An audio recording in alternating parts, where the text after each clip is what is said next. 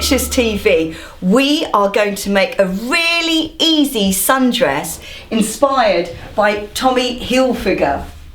We've been making these dresses for years, but look at this Harper's Bazaar magazine. Look, it's exactly the same sort of shape, but he's doing them as a maxi dress. For our dress today, because I want it to be as close to the Tommy Hilfiger dress as possible, I'm using this gorgeous look. This is Swiss linen. I got this Swiss linen from the cloth shop in Portobello Road in West London. Now, I'm going to talk to you about the cloth shop. The cloth shop's been there for 21 years. And for 21 years, I've been walking right past it because I thought they did only furnishing fabrics. Now, the other day, I went in there and they pointed out to me how, with furnishing fabrics, you can use them as dress fabrics because all you have to do is wash them. Have a look at this. So look at this scrim. So this scrim, before it's washed, is like this. It's kind of stiff and a bit flat. Now look what happens when you wash it. It's amazing. Look at that. It just becomes like the most amazing cheesecloth. Now this fabric, I think it was £9.95 a metre. So this orange Swiss linen, when it was in the shop, it was really stiff and kind of starch because it's usually used for curtains, I suppose. So what I did was I washed it on a hot wash and I put it in the tumble dryer, and look, it's just fantastically weighty, drapey fabric now. Right, so all you need to do is to create a shape that is 145 centimetres wide by 105 centimetres long. Right, so I've just cut out one of the ties. It's the right length. Now it's just any old length, I don't know what it is, because they're just going to become like this, bagged out, and then they'll form the ties that are at the side of the dress. So to do the next one, to make sure that they're the same, I just lay it on top of the fabric and then I just cut another one out. So I've cut two lengths which are going to be for the side ties. So now I need to do the ones for the neck. Now when we do the neck ones, we do actually have to cut the fabric on the cross. So I'm going to show you what we do for that now. In order to get the fabric on the cross, I'm going to open up the material. Okay, so I'm opening it up. And I need to make sure I'm really going exactly diagonally down the fabric. So I could just sort of fold the fabric to find the diagonal, or I can just make sure I'm going right across diagonally. Now I can see what the diagonal line is. So I'm going to go all the way down here. So that's called going across diagonally, going across the grain of the fabric. So if you want your fabric to stretch, you just cut it on the cross. And most fabrics do stretch on the cross. So the width of it, so let's see, we're going to fold it over and there'll be a bit of a seam allowance. So the width of it is 6 centimetres wide. The length of this tie that's cut on the cross of the fabric, which is going to be the tie for the neck, is about 1.70 m, but it's not important. 150, 170, it doesn't matter. Phew, so we've done all the cutting out. That's the boring bit. Now we get to sew. We've got our stretchy tie, which is going to be threaded through the front and the back of the neck, and then we've got the ties which go at the side. Right, I'm going to get the ties done and out of the way first. And the first ties that I'm going to do are the ones that are at the side, and they're flat and they'll be about 2 centimetres wide, about 1 inch wide. Now I've just cut mine down to about 1 metre because I didn't want them really long. Now what you need to do is, the first thing you need to do is put your fabric right sides together, and then just stitch it so you end up with a tie that is about 2 centimetres wide. So I'm going to do that now using a straight stitch on my mini JL, which is a D. Go backwards and forwards in the beginning. Where's my pedal? Go backwards and forwards to start. And go all the way down to the end. Before you get to the end, have a look at what we do. So we're stopping about 2 centimetres before the end. We've got our needle in, going to lift up the foot, pivot the needle round a little bit, and then I'm going to finish there because I want my tie to finish in a point. Look, backwards and forwards. So can you see that it goes off into a point? Now what we do, we're going to trim that now. So I'm going in and I'm trimming it fairly close to that point, and then I'm going to turn it the right way round. Okay. So with these ties, they're wide enough, you've got to lick your fingers, they're wide enough to turn it by shoving a pair of scissors in there, but be a bit careful. So you're just sort of feeding it down the scissors like that. I think it's like one of those sausage machines.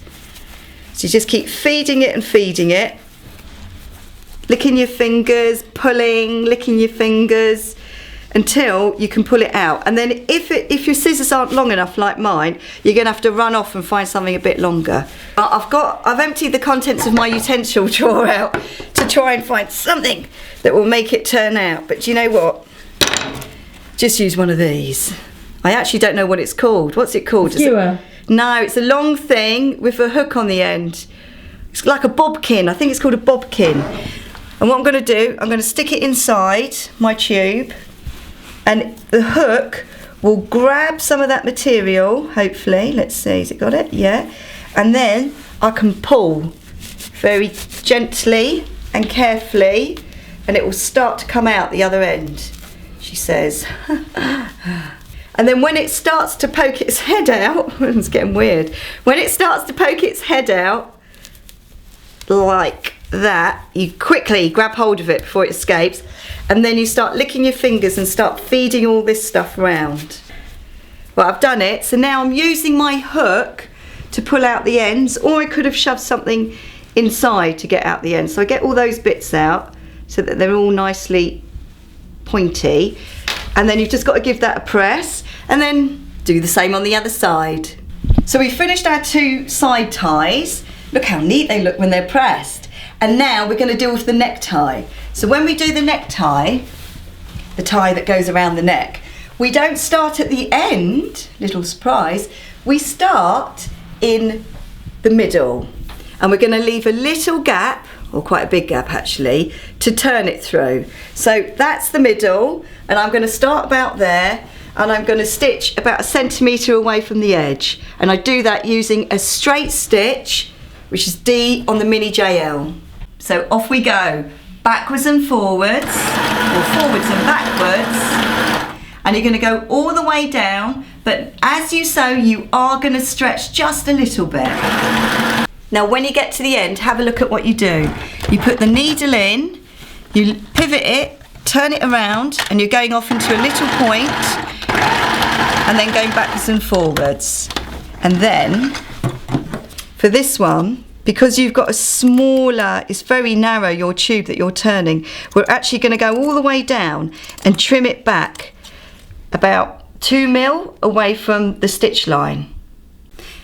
So I've trimmed it all back on one side, and now I'm going to do the other side. Now what's very, very important is, so that's where I start on that side, I'm going to leave a gap big enough to turn it through. So I'm going to start about there and do exactly the same on the other side. So I've done the other side, so now we've got to turn it around. So I'm going to get this long bobkin, is it called a bobkin? I'm shoving it all the way down, like that, all the way down to the end. And then what happens is, that little hooky thing, where are you, opens up, start to lick my fingers, and then we start to pull it through. Now I'd just like to say that if you used a bit of ribbon in the same colour, or maybe a bit of rope, dyed rope, you could dye it orange, do you know what, you wouldn't have to do any of this, and you'd probably do the job in half the time. Look, don't be scared off. The only reason why I'm struggling so much is because I've got this thick linen. I mean, it'll be worth it in the end, but if you just do it in jersey or cotton, it comes out really easily, believe me. Hey! Okay, I'm pressing the necktie now. You really do, I know it sounds disgusting, but you really do need to keep licking your fingers and sort of twiddling it out, so you get the seam, ouch, so you get the seam falling on one edge like that. Right, so now finally we get to work on the dress. I'm going to pick up this volcano thing. So the first thing that we're going to do is, so this is the top bit that becomes all gathered. We're going to stitch about 24 centimeters here, go backwards and forwards and go all the way down on one side, and same on the other side as well. So I've left 24 centimeters from the top of that kind of volcano shape. I've gone backwards and forwards, and I'm using about a centimetre seam allowance, although it's a large centimetre, and I'm going all the way down and stopping at the side seam. So I've arrived at the side seam now, and I've gone backwards and forwards there. Now I've got to keep my needle in and pivot it around, because now I'm going to start stitching down the side seam. Now, do you remember that tie that we did? Now is the time to put it in. But look, very important, we don't put it in like that. We've got to put it inside the dress. So we open up the fabric, we're going to put it inside the dress, and I'm going to slip it into that side seam as far up to the edge as possible, to the edge here at the top. So I've pushed it right up there. I'm going to drop the foot, and I'm going to go backwards and forwards a couple of times there. So I'm going to go backwards and forwards to hold in that tie, and then I'm going to stitch all the way down. Now, because I kept the selvage on the side seams, I don't need to zigzag, so what a bargain. Backwards and forwards at the end, and then do exactly the same on the other side. Now when you've done the other side, now you need to zigzag all of your edges, not the ones that go up the side seam that we kept as selvages, but all of these edges going along the top of the volcano and down the side. Now on our mini JL, that's F, and so we just zigzag all the edges. Right, so now we've zigzagged all of the edges, we need to press them. So I'm going to show you what we do with the pressing. So the first bit of pressing that we need to do is to press the side seams open. From the top of the dress here, we need to press out these seams at the side. So I'm going to do that now. So for the seams at the side, I'm going to fold them back a good 1.5 centimetres, and then press out the seams going down at the side. So I'm going to press it out at the front and at the back. So it's a good 1.5 centimetres, and I'm trying not to stretch it as I do it actually. And then I'm going to come around onto the front and the back, so that top bit of the volcano, and I'm going to fold that over as well and press that by a good 1.5 centimetres. And then just do the same on your other side, and then I'll show you how it looks. Okay, so we hemmed it back, we pressed it back here first and pressed it on the other side, and then I pressed it over. Now what you have to do first of all is you've got to stitch along there and then stitch on the other side, and then I'll show you what we do. We need to stitch along here about half centimetre away from the edge. This is the armhole, and then we stitch up on the other side and then do the same on the other side. So what I've done is, look, I top stitched, come off threads, get off. I top stitched there going around the armhole, can you see that? Now what we've got to do that's very important, we need to do a vertical line that goes down from the edge of that armhole straight down, stopping about, what would that be, 20 centimetres down, and then do the same on the other side using a straight stitch. Now when you do it, make sure you really are going vertically down. Now you can usually follow the grain of the fabric, it does help, and then go backwards and forwards at the end to close off. Doing these vertical lines here just gives it a little bit of shape, otherwise it really is just like a tent. Now what we're going to do is we're going to thread our necktie through here, and we're going to sew it at the same time, because then it's just a bit easier. So I'm going to put it in there, and I'm going to start giving it a top stitch. So there are our ties. Now all we do is just draw them up. So it's like drawing up the drawstring on a bag, isn't it actually? You draw them up, and then you just tie them wherever you want. It depends upon how dropped you have it. Should we put it on the dummy and see what it looks like? Wow, look at that. It's almost like a pinafore dress. You could actually wear things underneath it. Now, when I wear it, I like to wear it with these ties tied in a knot and hanging down at the side like that. That looks so cool. And then you tie up the other one as well. But there's also another way that you can wear it. It's such a versatile dress. Now, look at this. You do it the way that you want, but you can do it so you cross it over and then tie it at the back. You know how I love a bustle. Look at that bustle. It's amazing. I love it. Now I've left the hem because I can't decide. Do I want it long? Do I want it short? You just do the hem however you like. But what an amazing sundress.